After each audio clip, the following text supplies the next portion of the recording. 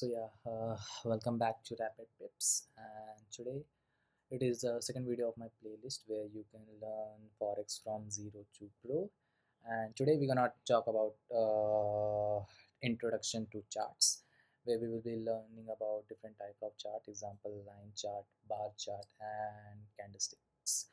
So without wasting any more time, let's begin. So first of all, let me open a chart for you.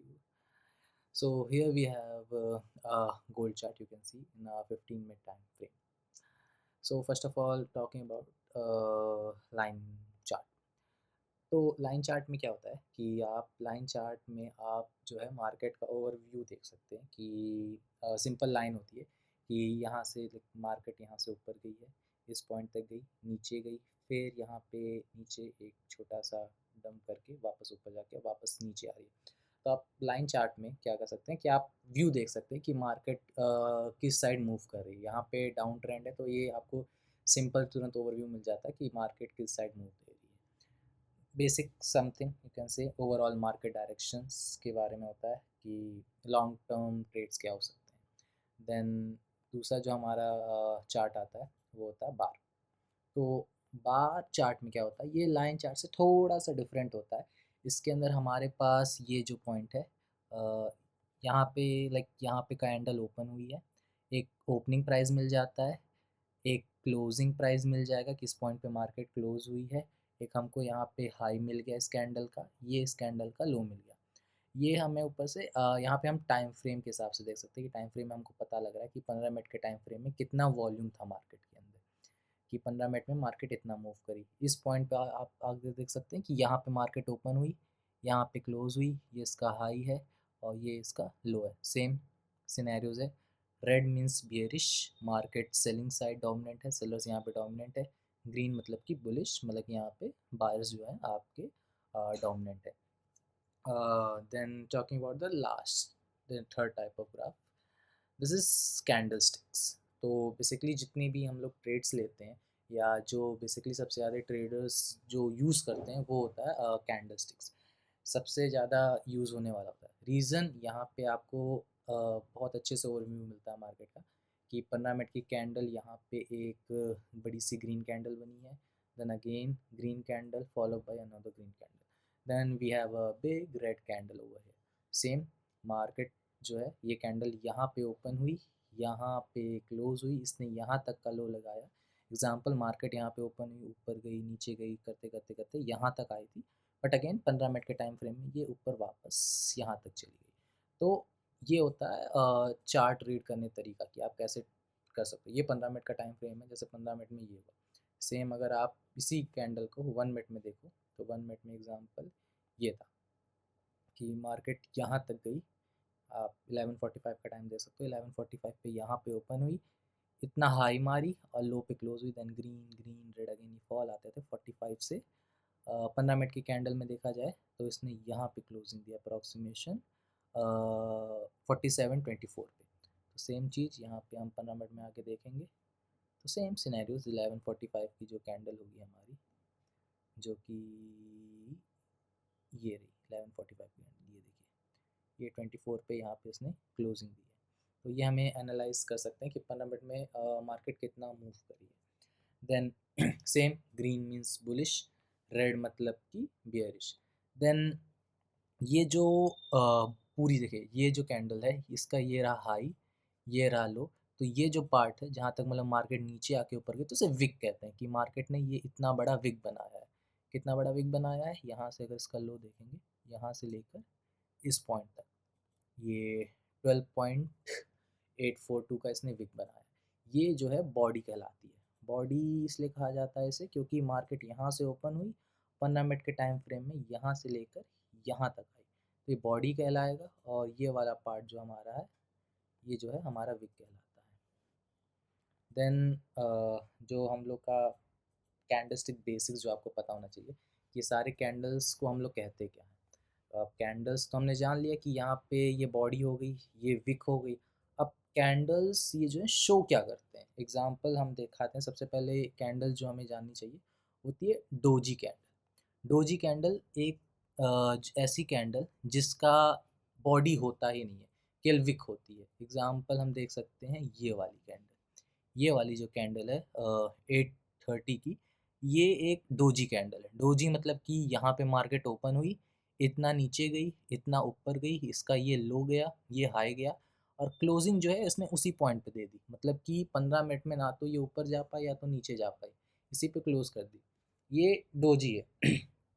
Doji जो होता है या एक as a trend होता है, like ये सिंबलाइज करता है कि मार्केट जो है एक पॉज ले रही है।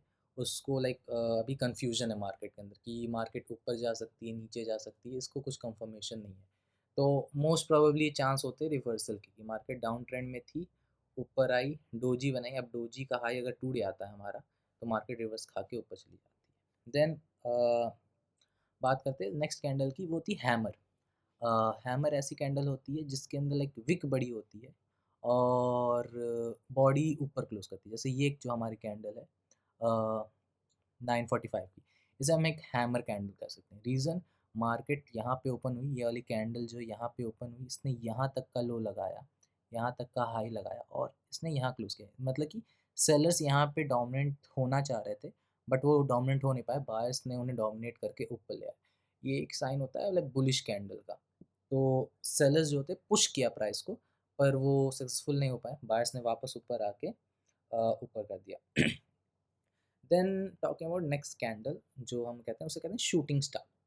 शूटिंग स्टार जो है हमारी, ये हैमर का उल्टा होता है। एग्जाम सेम, कि सेलर्स जो हैं उन्होंने डोमिनेट किया, बायर्स आए, बायर्स मार्केट को ऊपर लेके गए, पर वो सस्टेन नहीं कर पाए। इस पॉइंट पे सस्टेन नहीं करने की वजह से वापस से सेलर्स आए, खींच के नीचे ले आए। तो जहाँ पे ओपनिंग हुई थी उसी पॉइंट से हल्का सा जो है वो हो गया, क्या कहते हैं, कैंडल्स जो उल्टी बन गई। उल्टा मतलब कि शूटिंग स्टार, पावरफुल कैंडल मतलब कि हैमर।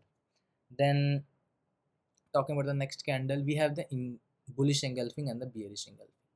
बुलिश एंगल्फिंग और बेरिश एंगल्फिंग क्या होती है, आपको एक एग्जांपल दिखाते हैं। जैसे कि ये एक पॉइंट है, मार्केट यहाँ पे हायर हाई लगा रही है, मीन्स एक बड़ी ग्रीन कैंडल कंसोलिडेशन हुआ यहाँ पे, उसके बाद एक और बड़ी कैंडल ग्रीन, देन एक रेड कैंडल आती है। ऐसी रेड कैंडल जो प्रीवियस ग्रीन कैंडल को अपने अंदर लाइक पूरा समा लेगी। ये रेड कैंडल इतनी बड़ी होनी चाहिए कि ये जो ग्रीन कैंडल अगर इसको अंदर ले जाया जाए तो ये पूरी छुप जाए इसके अंदर। एग्जाम तो ये शो करता है कि सेलर्स यहाँ पे इतने ज़्यादा स्ट्रॉन्ग है कि यहाँ पे जितने भी बायर्स थे उनको डोमिनेट करके क्लोज किया मार्केट।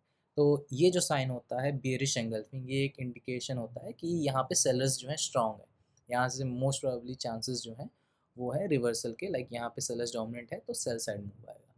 देन अगेन अब बेरिश एंगल्फिंग हो गई तो सेम बुलिश एंगल्फिंग होगी। बेरिश मतलब कि sell side, sellers are more dominant, bullish green candle, buyer are more dominant. So yeah, again यहाँ पे bullish engulfing, यहाँ पे एक रेड कैंडल के बाद एक ग्रीन कैंडल बनती है जो कि इतनी बड़ी होती है कि जितने भी यहाँ पे सेलर्स थे उनको ये लोग ट्रैप करके और उससे ऊपर निकल जाती है। तो यहाँ पे इसे एक हम बुलिश एंगल्फिंग कहते हैं और इस पॉइंट को बियरिश एंगल्फिंग कहते हैं। और जब भी ऐसी कैंडल्स होती हैं मोस्ट प्रोबेबली वहाँ से मार्केट जो है उल्टा ट्रेंड ले लेती है।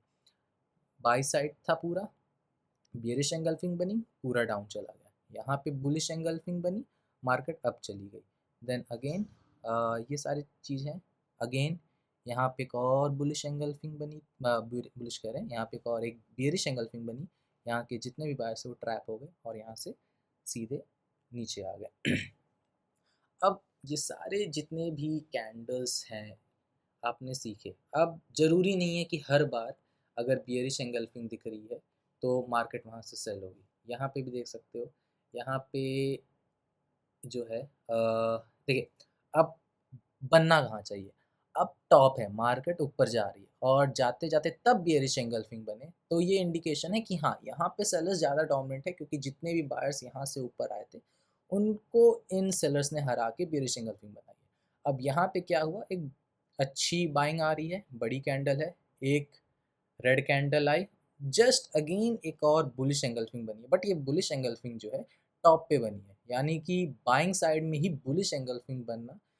तो यहाँ पे नहीं चांसेस हैं कि यहाँ पे सेलर्स ट्रैप हुए हैं। यहाँ पे थोड़ा सा प्रॉब्लमेटिक हो जाता है क्योंकि टॉप पे ही है मार्केट, हाई हाइज लगाई जा रही है और वहाँ पे एक और बुलिश एंगल्फिंग बन गई। तो फिर ये थोड़ा सा ट्रबलसम इश्यूज हो जाते हैं, जरूरी नहीं कि इसके ऊपर जाए। यहाँ पे अगेन एक और बियरिश कैंडल बनी, सेलर्स आए खींच के नीचे। सेम ईयर यहाँ पे भी डाउन पे बना एक बुलिश एंगल्फिंग, बट देखेंगे बुलिश एंगल्फिंग उतनी स्ट्रांग नहीं है ये। और अगेन जस्ट बगल में एक डोजी बन गई। डोजी मतलब वही कि साइन ऑफ रिवर्सल, कि मार्केट यहाँ पे अभी कंफर्मेशन इसको कुछ नहीं है, कहीं भी जा सकती। हाई टूटा तो ऊपर, लो टूटा तो नीचे।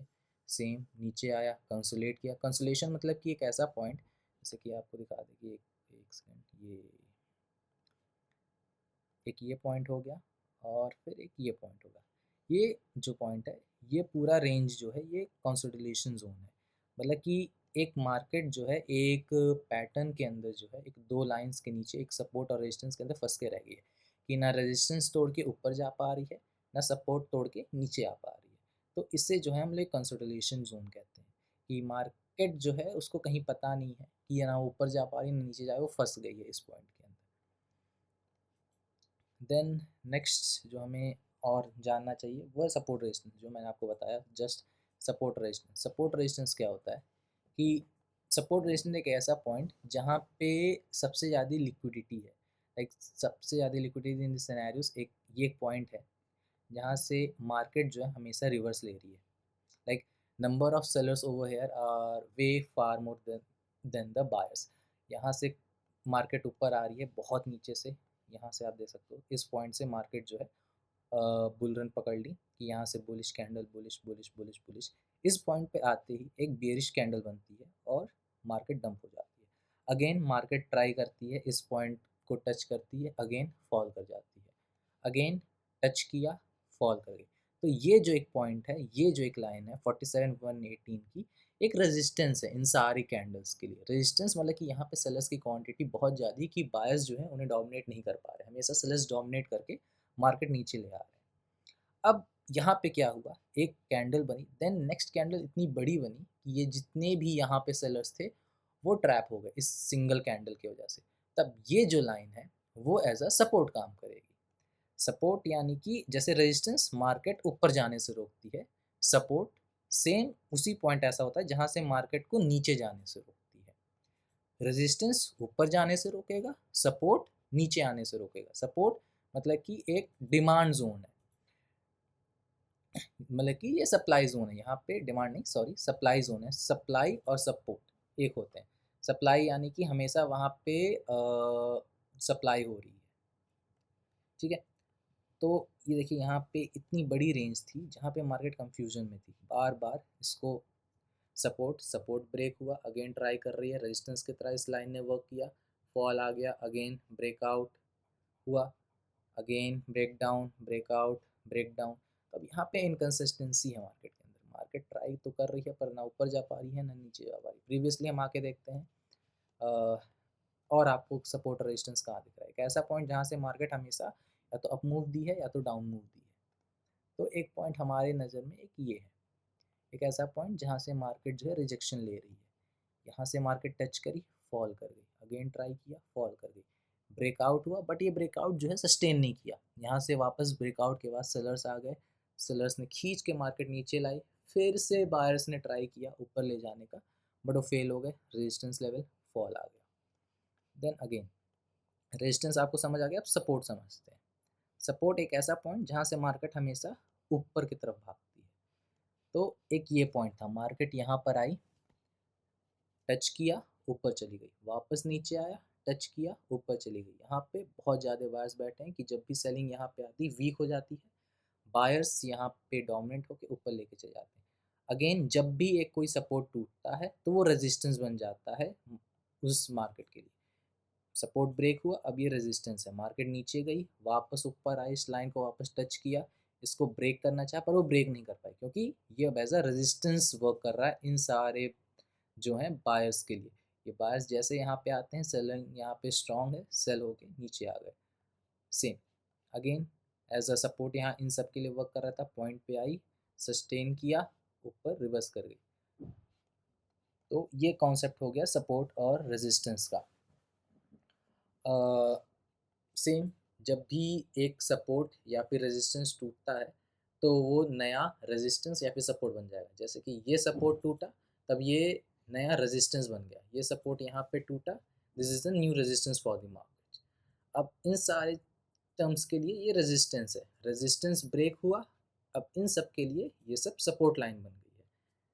ठीक है, फाइंड कैसे करते हैं, मल्टीपल टचेस, कि वहाँ पे मल्टीपल टच हो रहा है, लॉन्ग विक्स बन रही है, विक यानी कि ये कि यहाँ पे विक बन रही है, मार्केट आई, सेलर्स आए, सेलर्स सस्टेन नहीं कर पाए, जूम करके आपको दिखा देता हूँ, यहाँ पे आई, मार्केट आई, डाउन डाउन डाउन, विक बनी, विक के बाद यानी कि सेलर्स जो है यहाँ पे सस्टेन नहीं कर पाए, उन्होंने रिवर्स ले लिया, बायर्स आए, खींच के ऊपर लेके चले गए। और प्रीवियस जाके आपको अच्छा एनालिसिस देता हूँ।